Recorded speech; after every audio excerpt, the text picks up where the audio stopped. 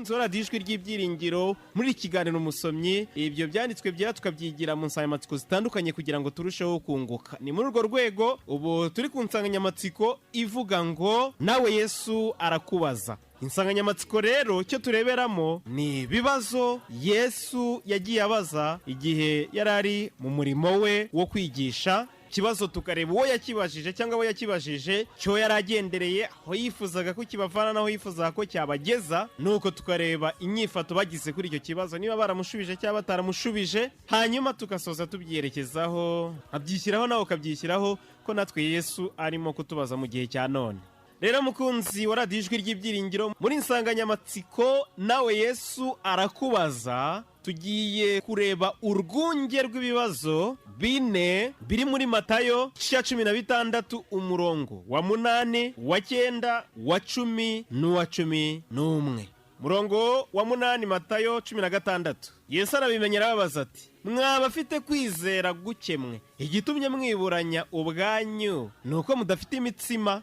Murongo wa 9, ntimurajijuka, ntimwibuka ya mitsima 5 ku bantu 5,000 mwujuje intonga zingahe.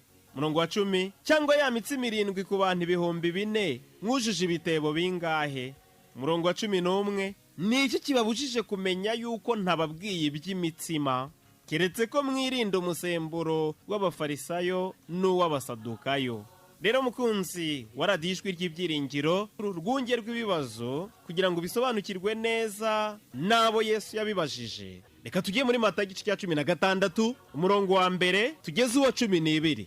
Muri Bibiliya yera rititira ivuga ngo Yesu yima abayuda ikimenyetso. Ibi wanabisanga muri Mariko 8 umurongo wa 11 kugeza wa 21 no muri Luka 12 umurongo wa 54 kugeza wa 56. Matayo 12 umurongo wa 1 kugeza wa 12. Murongo wa 1, abafarisayo n'abasadukayo baraza bamusaba ngo abereke ikimenyetso kivuye mu ijuru kugira ngo bamugerageze. Arabasubiza ati, iyo bugorobye muravuga muti hazaramuka umucyo kuko ijuru ritukura, na mu gitondo muti haraba umuvumbi kuko ijuru ritukura kandi ryirabura. Muzi kugenzura ijuru uko risa, ariko munanirwa kugenzura ibimenyetso by'ibihe. Abantu b'iki gihe kibi bishimira ubusambanyi bashaka ikimenyetso, ariko ntacyo bazahabwa keretse icya Yona. Abasigaho aragenda. Abigishwa bajya hakurya ariko bibagiwe kujyana imitsima. Yesu arababwira ati, mumenye mwirinde umusemburo w'abafarisayo n'uw'abasadukayo. Hariburanya ubwabo bati, nuko tutazanye imitsima. Yesu arabimenya, arababaza ati, mwaba afite kwizera gukemwe igitumye mwiburanya ubwanyu nuko mudafite imitsima. Ntimurajijuka, ntimwibuka ya mitsima 5 ku bantu 5,000 mwujuje intonga zingahe, cyangwa ya mitsima 7 ku bantu 4,000 mwujuje ibitebo bingahe. Ni iki kibabujije kumenya yuko ntababwiye iby'imitsima, keretse ko mwirinda umusemburo w'abafarisayo n'uw'abasadukayo? Nuko bamenya yuko atababwiye ko birinda umusemburo w'imitsima, ahubwo ko birinda imyigishirize y'abafarisayo n'iy'abasadukayo. Rero mukunzi wa radiyo ijwi ry'ibyiringiro, ndibwira ko noneho urushijeho gusobanukirwa iby'uru rwunge rw'ibibazo biri muri Matayo 16 umurongo wa 8, wa 9, wa 10 n'uwa 11. Reka rero mu kanya tuze tubiganiraho. Witegure gukoresha 0783 17 na 0728 668 niyo mirongo uhamagaraho. Ni radio ubugingo byose n'umutima w'ubugingo, uwayobowe nawe nayoba agenda yishimye. Igitabo gisomwa n'abarambije, abarambiwe batashye, n'umuriro urasa umucyo wera isi yose waje ukenewe. Gahore ku isonga, gahore ku isonga, shirwa hejuru urabikwiriye. Igitabo gisomwa n'abarambije, abarambiwe batashye, n'umuriro urasa umucyo wera isi yose waje ukenewe. Gahore ku isonga, gahore ku isonga, shirwa hejuru urabikwiriye. iraje ikeneye. Yes, rero mukunzi wa radiyo ijwi ry'ibyiringiro kuri FM 106.4, iki ni ikiganiro umusomyi, tugenda rero twungukira muri ibibazo Yesu yagiye abaza abantu, ibibazo byo muri Matayo 16:8, wa 9, wa 10 n'uwa 11. Reka tubirebe. Ikintu cya mbere nshaka ko dutekerezaho ni ibi bibazo bitatu bibanza. Kiriya kiri ku murongo wa 8 kivuga ngo mwabafite kwizera gukemwe, igitumye mwiburanye ubwanyu nuko mudafite imitsima. Nikiri ku murongo wa 9, ntimurajijuka, ntimwibuke ya mitsima 5 ku bantu 5,000, mwujuje intonga zingahe. Nikiri ku murongo wa 10, cyangwa ya mitsima 7 ku bantu 4,000, mwujuje ibitebo bingahe. Ibibazo bitatu rero aba ari byo tubanza gutekerezaho. Ririya jambo ngo ukwizera guke, kuriya kwizera guke Yesu yagayiye abigishwa be nukuhe? Kandi mu kubibutsa iriya mibare y'abariya abantu yahagije imitsima n'ingano y'ibitebo n'intonga byavuyemo n'ibyo bagiye basigaza, Yesu yaragamije iki? N'utuntu tubiri. Kwizera guke Yesu yagayiye abigishwa be nukuhe? Kandi mu kubibutsa iriya mibare y'abariya abantu yahagije imitsima n'ingano y'ibitebo n'intonga byavuyemo n'ibyo bagiye basigaza, Yesu yaragamije iki? Ko tuntu tubiri rero utuvuge tukwakire kuri 07-17-6-6-9-7 na 07-8-668-266.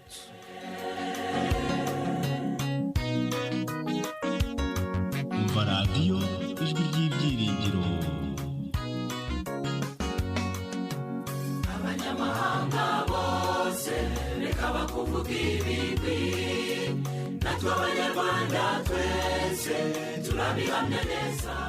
Yes, reka rero twumve inimero ageze ku murongo, twumve icyo atubwira. Radiyo ijwi ry'ibyiringiro. Alo, Ndayigaya Daniel w'Inyamirama ndi Kimihurura. karibu. Sindayigaya Daniel. Ikigaragara ni uko Yesu yaberekaga ko bafite kwizera guke kuko bari barabonye byinshi. Igihe yahazaga bari abantu bari bamubwiye ko n'ubundi nta mitima bafite yahaza abo bantu, kandi aha bagaragazaga yuko n'ubundi impamvu ababwiye ni uko bakekaga ko ari uko bibagiwe imitima. Akababwira yuko hari ibyo yagiye akora adahereye kuri ya mitima bibwiraga ko bakagombye kuba bazanye, ahubwo yagiye ahaza abantu benshi, ndetse bagaragazaga ko imitima yahaza abo bantu yagurwa amadenariyo menshi. Aha rero yaberekaga ko bafite kwizera guke kuko batitaye ku byakozwe mbere, kuko yaberekaga igihe yahazaga abantu 5,000 ko yakoresheje imitima 5, kandi bakarya bagahaga bakanasigaza bakuzuza intonga nyinshi. Murakoze, Imana ibahe umugisha. Amen, amen. Na Imana iguhe umugisha. Radiyo ijwi ry'ibyiringiro. Alo, Elizafani niyo nsenga ndi Nyabisindu. karibu Elizafani w'Inyabisindu. Ku kwizera guke yari ari kubashinja ni ukuhe? Ni ukuvuga ngo bari bamuziho ububasha ndetse n'ubushobozi, ku bw'ibyo bari barabonye akora byinshi, ariko muri uwo mwanya abona ko barimo biburanya mu mitima yabo ko bibagiwe imitima. Niho Yesu yahise ababwira ati, nimwibuka ko hahandi hari imitima mike nyamaze hari abantu benshi, ariko nyamaze bigaturbuka kandi bikanasaguka hakuzura ibitebo bingahe. Ni ukuvuga ngo rero icyatumye abagaya kwizera guke ni uko bari bari kumwe nawe, noneho bagatangira kwiburanya ko bibagiwe imitima kandi bamufite. Icya kabiri rero impamvu yatumye abibutsa iriya mitima, iriya mibare yabo yahagije n'imitsima yabaga yahereyeho n'ibyagiye bisigara. Icyatumye abibibutsa kwari ukugira ngo yongere abagaruremo kwizera, batekereze ko icyo gihe koko ibyo babonaga ko bidashoboka byashobotse kuko ahari. Murakoze. Arakaze cyane. Niyo nsenga Elizafani. Radiyo ijwi ry'ibyiringiro. Alo, ni Jene ndi Gikondo. karibu Jene w'Igikondo. Mpereye ku kwizera, impamvu yababajije impamvu ituma batizera, bari babanye igihe kinini. Ahangaha biragaragara ibikorwa byose yari yagiye akora bari bagiye babibona, akabikora bari bizeye ko nta kiri bushoboke. Ubwo rero niyo mpamvu yongeye kubagaruramo bya bihe bagiranye, arongera arabibibutsa, ariko abibutsa biciye muri ubu buryo bwo kubabwira ngo kuki mufite kwizera guke. ubwo yari abibabwiye atayobeye ko hari byinshi bakagombye kuba bazi bibatera kwizera, ndetse ahita bibutsa ari iby'imitsima uburyo yagiye ihaza abantu, ababaza ati ntabwo muzi abantu 5,000 ku mitsima 5, ntimuzi n'abantu 7,000 ku mitsima 5. yagira ngo rero azamure kwizera kwabo, abereke ko ibyo bo imbere yabo babona ko bidashoboka nyamara kuri we bishoboka. Arakoze cyane Eugene, cyakoze dukosoye gatoya, ni 4,000 ku mitsima 7, ntabwo ari 7,000. Reka twumve uyu. Alo, ni Misago Emmanuel ndano Kicukiro. Karibu Misago. Uragira uti ndetse kuri kwizera guke yabashinjaga bimeze bite? Genda reba ngasanga yaragira ngo azamure ibitekerezo byabo, bamenye uwo bahoranaga nawe uwo ari we. Kuko ni kenshi cyane bagendaga bahura n'ibibazo kandi bari kumwe ntibamwiteho ko ari umunyabushobozi. Noneho arashaka kuzamura ibitekerezo byabo, abereka na biriya byabayeho bigaragarira amaso kugira ngo babifatireho icyitegererezo. Biriya ni ibintu bitashobokaga ko umuntu buntu yabikora, ariko agashaka kubereka imbaraga y'Imana yari iri muri we kuko batayibonaga. Yego, nicyo ashaka kubereka ko hari imbaraga imuhishwemo, atari umuntu hawuzingi babona gusa, ahubwo babone urimwe imbere ubushobozi afite. Murakoze cyane. Arakoze cyane rero, reka iki ngiki tukiveho, dushimire mwe mu kiduhaye ibitekerezo, dusongera ku byo mwavuze. Mu by'ukuri nk'uko twabivuze dutangira insanganyamatsiko, Yesu ntabwo abariza kumenya kuko azi byose, akubaza kugira ngo nyine ibitekerezo bizamuke, ukure mu rugendo rwo kumwizera. Mwabonye ukuntu byatangiye, abafarisayo n'abasadukayo ngo bishimire binezeza by'ibyaha n'ubusambanyi, bagahinyura ibyigishwa, bakagumya kwaka ibimenyetso, kandi ibyo babwirwa n'ibyo Yesu yagiye akora ubwabyo byari ibimenyetso, kugeza ubwo babwira ati nta kindi kimenyetso kizarenza ku byo nababwiye cyangwa uzabona kindi kitari icya Yona, ngo abasiga haragenda.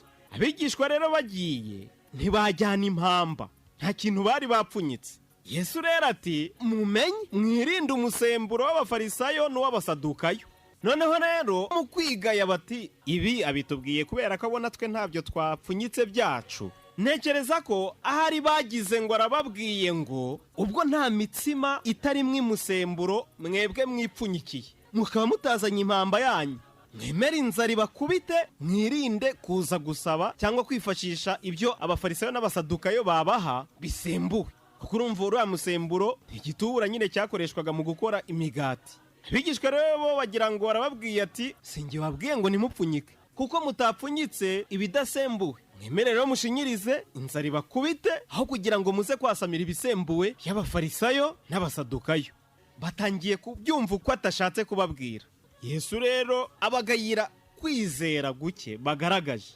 None nkaho yababwiye ati ariko se usibye ko icyo cy'imitsima iyi ngiyi iribwa n'umusemburo wayo atari cyo narimvuze, ariko ubundi bibaye ari nacyo narimvuze, ubundi mwagakwiye guhangayika ngo ntimwapfunyitse kandi muri kumwe nanjye. Niko rero kubibutsa ibyabaye mu gihe cya kera kandi byabaye bahibereye, nk'uko abavandimwe bacu babitwibukije. Ababwira ati ntimurajijuka, ntimwibuka. Buriya kwibuka uko Imana yadutambukije mu birushya byo mu bihe byashize bidutera gushikama mu birushya tuba tunyuramo none. N'ibyugarije ahazaza hacu ntibidutera ubwoba iyo dushikamye ku Mana yadutambukije mu byo mu bihe byashize. Urugero dukunda kubona ni Dawidi. Dawidi igihe yaraje ku rugerero agemuriye bakuru be, asanga urugamba rwahinduye isura, hari umuntu witwa Goliyati umaze iminsi 40 abakorombereza kandi atuka Imana atarakebwe. Dawidi yagambiriye kumurwanya atitaye no kuvuga ngo bazangororera iki, ahubwo ari ishyaka ry'Imana ye.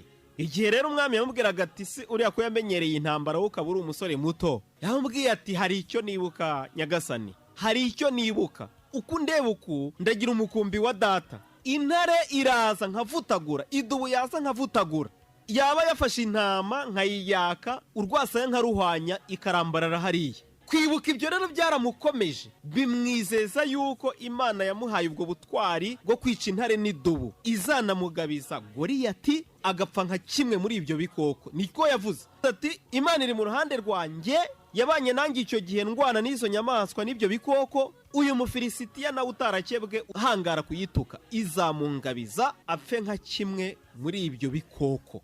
bityo rero kwibuka ibyo Imana yadukoreye mu bihe byatambutse ni akabando kadusindagiza ahubu n'ahazaza. Nicyo rero cyababaje Yesu habwira ati usibye ko ntanababwiye iyi mitsima isanzwe iyo mwibwira ko mutapfunyitse, ariko iyo biza kuba ari nayo nababwiye mwari guhangayikira iki muri kumwe nanjye? Babandi 5,000 nabahagije mpereye ku busabusa, ntitwari turi kumwe? Ntimubyibuka? Babandi 4,000 nabahagije mpereye ku busabusa, ntitwari turi kumwe? Kuki mutabyibuka? Imana rero idukize kutizera ndetse no kwizera guke, idushoboze kwizera rwose, kandi ibyo yadutambukijemo bijye bitubera akabando kadusindagiza muri iki gihe cya none dusohoyemo no mu gihe cy'ahazaza tubona kijimye cyangwa cyugarijwe no kwiheba. Mu kanya rero turaza dusingira kiriya kibazo kiri ku murongo wa 11. Ni iki kibabujije kumenya yuko ntababwiye iby'imitsima? natwe abizera twese tuyisome birakwiriye, namwe abayobozi mwese muyitware nk'intwaro ikungahaye mu bitunga ubugingo byose n'umutima w'ubugingo, uwayobowe nawe nayoba agenda yishimye, igitabo gisomwa n'abarambije abarambiwe batashye, n'umuriro urasa umucyo wera isi yose waje ukenewe, gahore ku isonga, gahore ku isonga, shirwa hejuru urabikwiriye, igitabo gisomwa n'abarambije abarambiwe batashye, n'umuriro urasa umucyo wera isi yose waje ukenewe, gahore ku isonga, gahore ku isonga, shirwa hejuru urabikwiriye.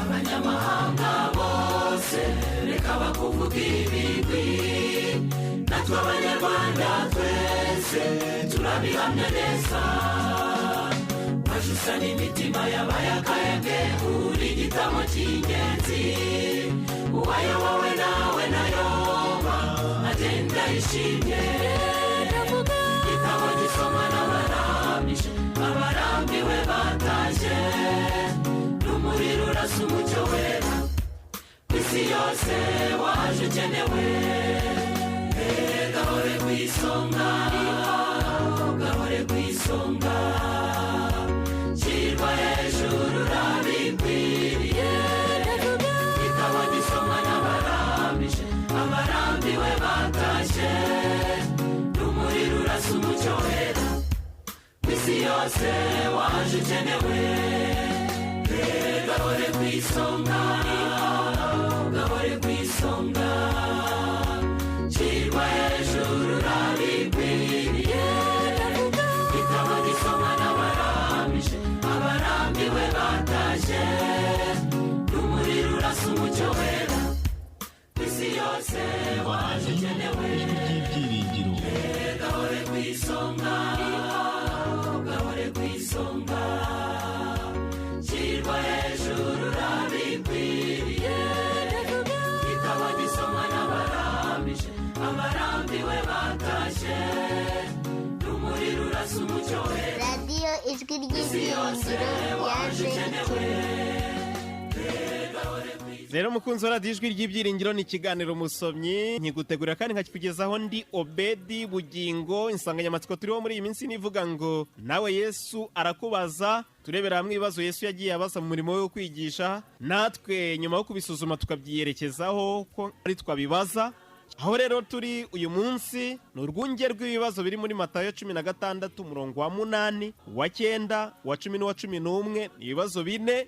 Tumaze kureba iby'ibibazo 3 bibanza, tugiye kureba rero iki kibazo cya 4. Ni iki kibabushije kumenya yuko ntababwiye iby'imitsima, keretse ko mwirinda umusemburo w'abafarisayo n'uw'abasadukayo? Cyangwa mu yandi magambo, keretse ko mbabwiye ngo mwirinde umusemburo w'abafarisayo n'uw'abasadukayo. kandi mwabonye ko byashoje nabo ubwabo basobanukiwe ko atababwiraga iby'iyi mitsima ibotsa mu ifuru, ahubwo ari inyigisho, imyigishirize, dogitirine. Yesu ati ni iki kibabujije kumenya yuko ntababwiye iby'imitsima? Ndashaka ko dutekereza twebwe, ni ibiki bitubujije kumenya iki byanditswe byera byerekejeho, ku buryo twunama muri Bibiliya, tukunama mu nyandiko za Ellen White, tugasoma byanditswe byera bivuga iki, twe tukumva kiriya. Ni iki kitubujije kumenya ko icyo twibwiye atari cyo Yesu atubwiye mu ijambo rye, ko ahubwo icyo atubwiye ari kiriya kindi? Nagerageje gutekereza muri iyi minsi ya none, mu rugamba rw'intambara ikomeye Satani arwana agoreka ibyanditswe byera, kandi abakoresha n'ubundi bakitwaza ibyanditswe byera. Ni bake cyane bazaza bidekarara ngo twe turi abakozi ba Satani, ahubwo abazaza bahimbaza, baramya, buzura umwuka, bakora ibitangaza kandi bigakoreka. Ariko kuko Yesu yavuze ati muzamenyera ku mbuto zabo, kandi ati amategeko y'Imana nibiyihamya ni rwo rufatiro nicyo gipimo, uvuga ibidahuye n'iryo jambo nta mucyo aba afite. Byinshi rero biri muri Bibiliya abantu barabigoreka, kandi bakabigoreka bavuga ko bari mu rugendo rujya mu ijuru. Dukunda kubigarukaho. Ni ukubera iki isabato y'Imana, umunsi wa karindwi wera wo kuruhuka, ari ikibazo? Yandi bavuga ngo ni ishu. Kubera iki itegeko rya mbere ritaba ikibazo, irya kabiri ntiribe ikibazo, irya gatatu ntiribe ikibazo, irya kane rikaba ikibazo? Yesu yavugiye muri Mariko 2:27 ati isabato yabayeho ku bw'abantu, abantu si bo babayeho ku bw'isabato. Ni bangahe bagoreka ayo magambo cyangwa bakayumva ukundi? Yesu yavugiye muri Pawulo yandikira Timoteyo mu rwandiko yamwandikiye 4:4 n'uwa 5. Uko ibyo Imana yaremye byose ari byiza, ntiharimo icyo gutabwa iyo cyakiranywe ishimwe. 5, kuko cyezwa n'ijambo ry'Imana no gusenga. Ayo si amagambo ari muri Bibiliya? Ni impaka zingana iki zigibwa kuri aya magambo, ko ibintu byose twakwirira upfa kuba wabisengeye, ko ibintu byose twakwinywera upfa kuba wabisengeye, ko imyambaro yose twakwiyambarira upfa kuba ku mutima usenga, ko inyogosho zose twaziyogosha upfa kuba usenga. Hari n'amagambo ari mu rwandiko Pawulo yandikiye Abanyakolosi cyangwa Abakolosayi 2:16. Nuko rero ntihakagire ubacira urubanza ku bw'ibyo murya cyangwa ibyo munywa, cyangwa ku bw'iminsi mikuru, cyangwa kubwo kuziririza imboneko z'ukwezi cyangwa amasabato. Ni impaka zingana iki zigibwa kuri uyu murongo, amasabato bikitiranwa n'isabato. Rero bijyanye n'iby'isabato n'iby'imirire, Yesu arimo arabaza abavuga ko ari ababwiriza, abavuga ko ari abarokore, abavuga ko ari abagorozi, abavuga ko ari ab'umunsi wa karindwi, abavuga ko ari abigishwa ba Bibiliya. Abo bose Yesu arimo arababaza ati ni iki kibabujije kumenya yuko ntababwiye ngo murye byose munywe byose uko mubonye?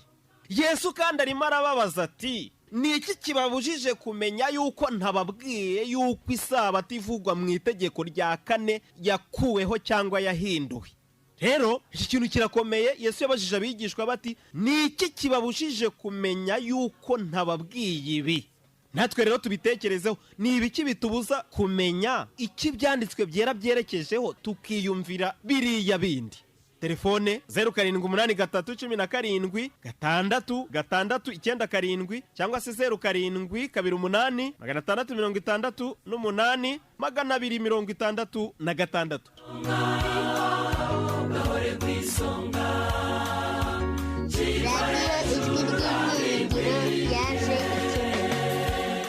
Reka twakire. Aro, na Aphrodis wumva mu Gakenke. Urisanga Aphrodis? Aya magambo uriho utugezaho igituma abantu twumva ibyo tutabwiwe cyangwa ibyo dusomye ntaba ari byo twumva. Arimo aratubaza ati ni iki kibabujije kumenya yuko ibyo mwibwiye atari byo mbabwiye, ahubwo ibyo mbabwiye ntimubigereho?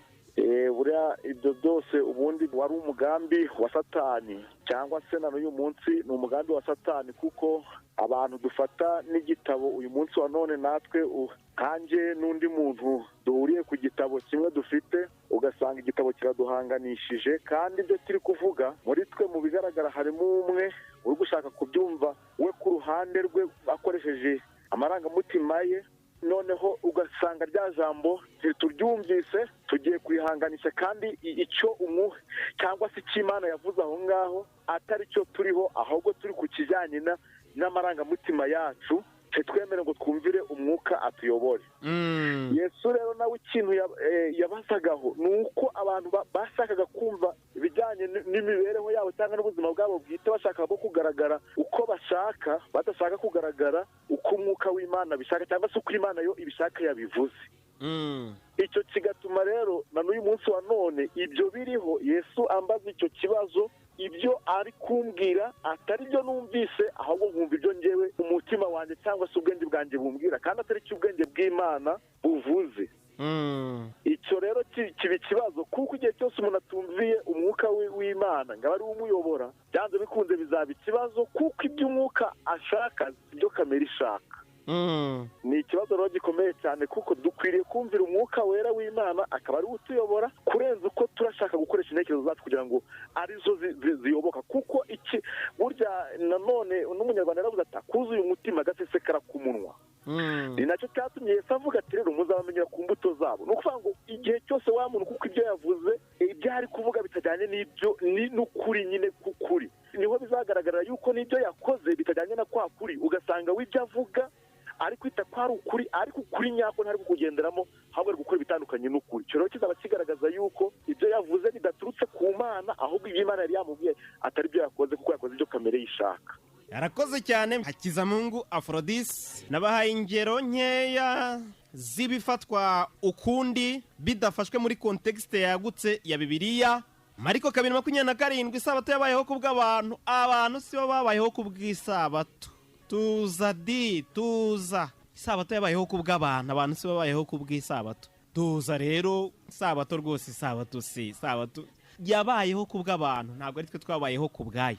Andiko rwa mbere Paulo yandikiye Timoteyo 4:5, kuko ibyo Imana yaremye byose ari byiza, harimo icyo gutabwa iyo cyakira ngo ishimwe, ko cyezwa n'ijambo ry'Imana no gusenga.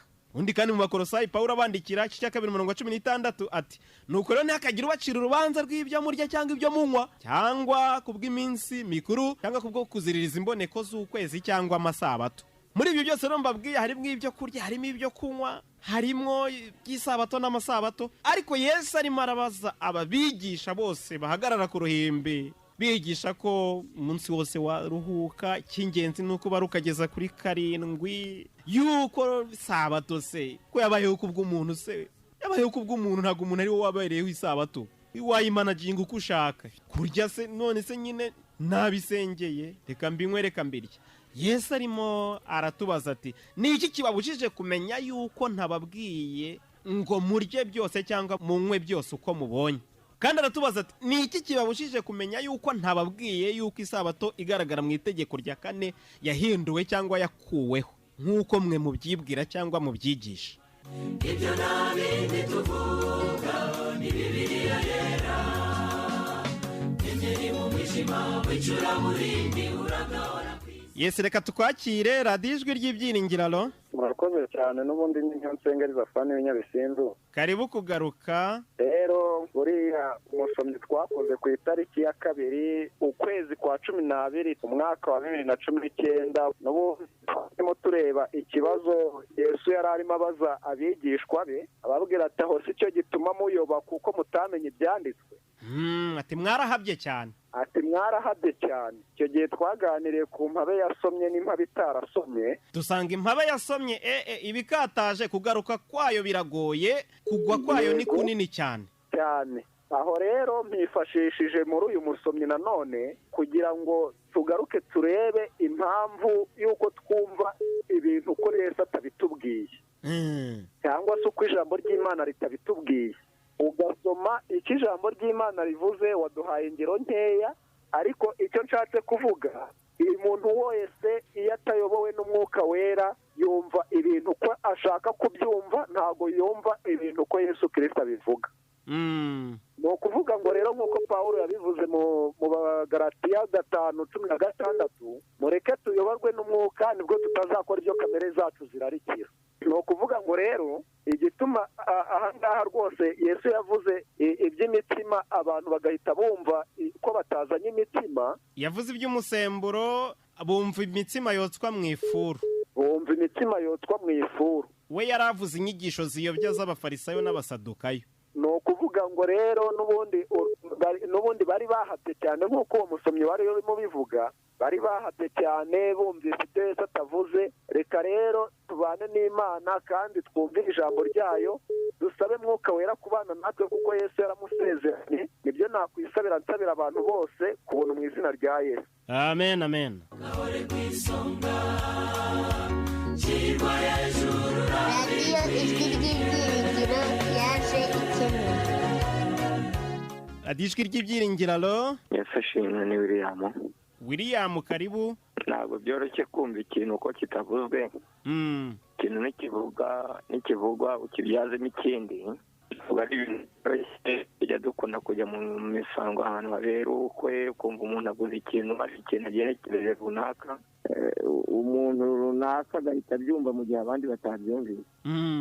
bya Yesu byo rero nta nubwo ari ibintu byoroshye, ariko nk'uko umuvandimwe yabivuze, umwuka wandikishije ijambo buriya ni nawe wasobanurira umuntu ku buryo umuntu rya jambo ryanditse mu nyuguti aribyazamo ikintu, atari uko we ijambo ryose yarigereranya, kuko nanone hari abantu ijambo ryose aba yumva yaribyazamo ngo mu buryo bwa mwuka n'ikintu gifatika runaka akaba yakibyazamo uburyo bwa mwuka. Ni muri ubwo buryo rero mbona birashoboka, kuko ijambo ry'Imana ubwaryo ririsobanura. Ntabwo ushobora gusoma ibintu utagiye ahandi uyobowe n'umwuka w'Imana ngo uzapfe kubyumva gusa. Niyo mpamvu na Pawulo yavuze ngo inyuguti iricisha. Yesu yabwiye abayuda ngo murondora mu byanditswe, noneho bakabijyamo bakibwira ko ariho babonera ubugingo. Arangije aravuga ngo nyamara ngiye mwanze kuzaho ndi kugira ngo mbakize. Urumva nanone ntabwo byoroshye, bafite ijambo kandi iryo jambo rihwanye na nyiraryo. Mwanze kuzaho ndi ngo mbakize kandi ibyo byanditswe ari byo bimpamya. Bivuze ngo mu by'ukuri rero iki kibazo umuntu yagombye kucyumva rwose pe. Niba Yesu yavuze iby'imitsima nk'uko mwarimu bivuze, yigishije icyigisho cy'umutsima w'ubugingo, yari yabahaye imitsima ifatika, bakomeza gutegereza ngo bumve. Arangije arababwira ati noneho maze kumenya impamvu mwaje kunshaka, ni uko mwariye ya mitsima mukarya mugasigaza, none mwongeye gusonza, none muje kunshaka ngo mbaho ya yindi. Ariko uyu munsi ntabwo ariyo mbaho, none ngiye kubaha umutsima utandukanye na wa wundi. Nuko n'abantu nibakomeza bagasoma icyo gice cya 6 cya Yohana, byageze aho abari hari icyo bamushakaho barigendera, kugeza n'ubwo ngo arebye abigishwa nabo arababwira ati namwe murashaka kugenda se? Petero avamo aramubwira ati ntaho twajya kuko ni wowe ufite amagambo y'ubugingo. Rero kubyaza ijambo runaka risa n'irifatika imbere y'abantu ukaribyazamo ikindi kintu ntabwo ari iby'umuntu, ahubwo umwuka w'Imana niwe wabitubashisha. Reka dusabe kugira ngo mu gihe dusomye ijambo ry'Imana tujye twihutira gutukumbura mu bindi, turebe icyo babivuzeho n'ubusobanuro kandi buba buhari. Murakoze cyane. Yes, arakaze cyane rero William. Mu nkundire rero tugane ku musozo, dushimangira nyine ibyo twavugaga. Yesu abafarisayo n'abasadukayo yari yamaze kubashwishuriza ko nta kimenyetso kirenze ibyo yakoze bareba yakora. Noneho mu kubashwishuriza rero aragenda, twavuze ngo yafashe hakurya, wenda yavuye mu gace kamwe ajya mu kandi, abwira abigishwa batariko mujya mwirinda umusemburo w'abafarisayo n'abasadukayo. Ashaka kubabwira inyigisho zabo ziyobya, amagambo yabo ayobya, atesha ukwizera. Noneho bo baravuga bati buriya kuko n'ubundi wenda bo hari igihe barya ibisembuye kandi tugomba kurya ibidasembuwe. Ashatse kutubwira ati rwose ubwo nta byacu twipfunyikiye twemera inzara twice. Yesu rero ati ni iki kibabujije kumenya ko ntavuze iby'iyi mitsima botsa mu ifuru, ko ahubwo mvuze inyigisho za bariya bayobe ziyobya nk'uko nabo bayobye. Natwe rero ni ingero nkeya naguhaye pe. Mariko 2:27 isabato yabayeho kubw'abantu, abantu si babayeho kubw'isabato. Ni umurongo abantu rwose badebataho cyane. Kamerwa Timoteyo 4:4 kugeza 5, kuko iby'Imana yaremye byose ari byiza, ntiharimo icyo gutabwa iyo cyakira mu ishimwe, kukezwa n'ijambo ry'Imana no gusenga. Bakolosayi 2:16 nuko rero ntihakagire ubacira urubanza kubw'ibyo murya cyangwa ibyo munywa cyangwa kubw'iminsi mikuru cyangwa kubwo kuziririza imboneko z'ukwezi cyangwa amasabato. Abantu rero babivanamo gahunda y'uko ubwo isabato y'Uwiteka igaragara mu itegeko rya 4 ya yindi ngana nk'uko isi ingana, kuko itangirana n'irema. Ya yindi yarokotse muri Edeni, kuko ibintu bibiri byavuye muri Edeni byambukiranya hirya yayo, harimo nyine umuhango wo gushyingirwa n'isabato, ikiruhuko cyayo. Abantu bati dukurikije rero ibi ngibi iby'isabato ubwo yabayeho kubwo abantu batari bo babayeho kubwayo, ubwo bivuze ko umuntu ayitegeka. Kabiswe Yesu yanavuze ati umwana w'umuntu ni wo mwami w'isabato nayo. Abandi bati mirire, urumva ko dusenze ibyo twanywa cyangwa twarya biba byejejwe nta kibazo. Ariko Yesu arimo aravuga ati yemwe babwiriza, yemwe barokore, yemwe badivanisiti, yemwe bo mu macaci, yemwe bahanaha, yemwe mutwaye Bibiliya, ni iki kibabujije kumenya yuko ntababwiye ngo nimwadukire byose murye munywe nkaho ibyanditswe mu Balewi 11 byasibamye? None si byo kwa Petero abwirwa ngo ajye kwa Koruneliyo, ntusiko byabanjirijwe na byuka ubagurye? Ati ntago nje bizira. Harabwirwa ngo ninde wakubwiye kwita ikizira icyo ntise ko kizira? Abantu bati ntiwumva se ko nta kizira? Ariko Yesu arababwira ati ni iki kibabujije kumenya yuko biriya Petero yeretswe bitari iby'imiriri isanzwe y'ingiyi bateka mu nkono? Ni iki kibabujije kumenya yuko ntababwiye ngo isabato ivuyeho? Tuvuga iki se tutavuze ibyo itunda Adamu na Eva bariyeho bikabera igicumuro, igiti cyabuzanijwe? Abantu bavuga bati itunda se tunda butunda, we warya pome warya avoka ukagerwaho n'akaga kangana gutya?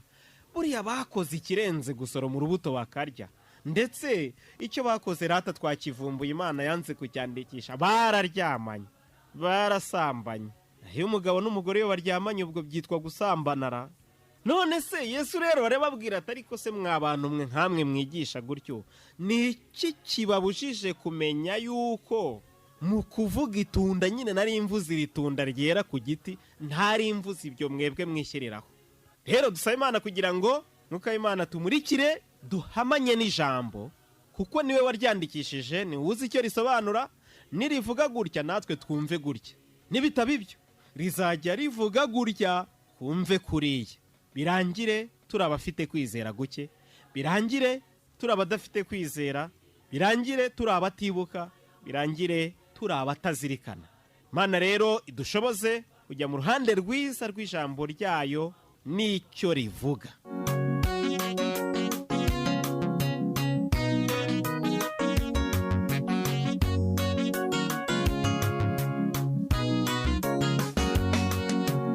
Ubuzima bwa Gikristo hakenewe ibyanditswe, ibyo nta bindi tuvuga ni Bibiliya yera. Engeri mu mwijima w'icuraburindi uragahora ku isonga, mu bitabo byose byo ku isi uragahebuzo. Bitabo gisomwa n'abarambije, abarambiwe batashye, n'umuriro urasa umucyo wera w'isi yose waje ukenewe. Gahore ku isonga, gahore ku isonga, shyirwa hejuru urabikwiriye.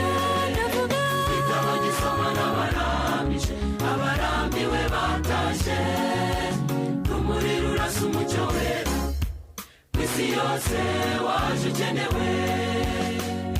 Gahore ku isonga.